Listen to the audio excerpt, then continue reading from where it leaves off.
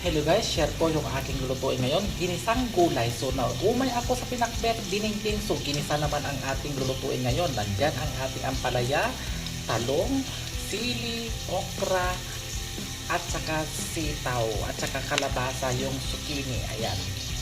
And ito guys, maglalagay din tayo ng hindi pa hinog na tomato, masarap. And maglalagay tayo guys ng pritong bangus. Ayan, so ayan guys, yan ang ating igigisa ngayon. At ayan, nagigisa na ako ng bawang, sibuyas at saka luya. So yan guys, next, pwede na natin ilagay yung ating hindi hinog na kamatis para masarap. Kaya hindi hinog, ang inilagay ko guys, yung kamatis na ito, kasi ito yung pinutulingan ng kamatis ko. Pwede ito guys, masarap ito sa gulay kasi maasim-asim. Maganda ito sa hook. Ayan.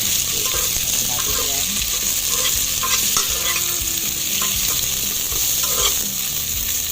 And then, ilagay na natin yung ating gulay.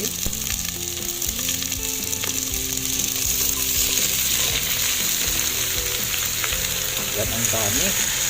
Ang daming gugulayin natin. So yan guys, paglalagay na tayo ng ingredients guys.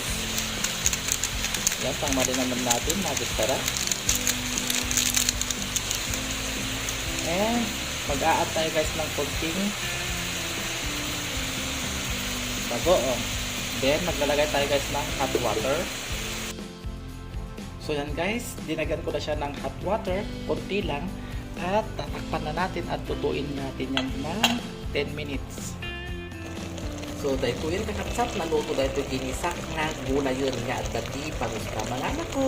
Salamat sa inyo yung panonood sa aking video ko today. Thank you for watching. Ginisang gulay naman tayo ngayon. Yummy! Yeah!